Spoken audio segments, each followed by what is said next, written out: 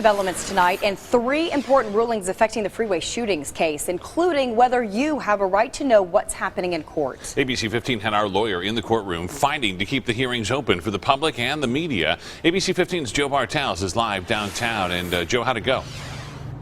Well, Steve, the hearing was over in about 15 minutes today. We mostly heard from the defense, but now the clock is really ticking for prosecutors to hand over crucial evidence.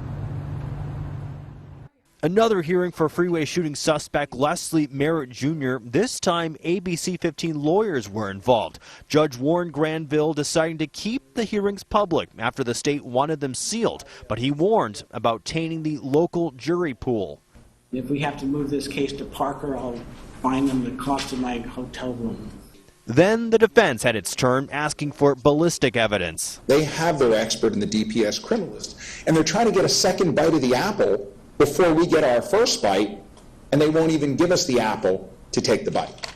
Defense attorney Hector Diaz watched the hearing this morning. If I was in his position, I'd want it immediately. I'd want my expert to have it tomorrow.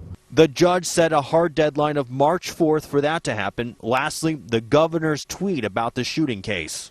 And it adds a little more to the case, adds a little more dimension as to maybe he did get firsthand information, maybe he did speak with some of the frontline people. Defense attorneys want to question the governor about what he knew, citing the tweet, "We got him." The judge says the governor won't be questioned, at least not right now. And Diaz told me in my interview today with him that the governor is, quote, not out of the limelight yet for questioning. The judge calling it a fishing expedition at this point, not part of the investigation, but did leave the door open for the possibility that it could happen later. Now, as for this case, the next hearing is on February 19th. Yeah, hard to imagine the governor would be deposed in connection with this case. Thanks so much, Joe.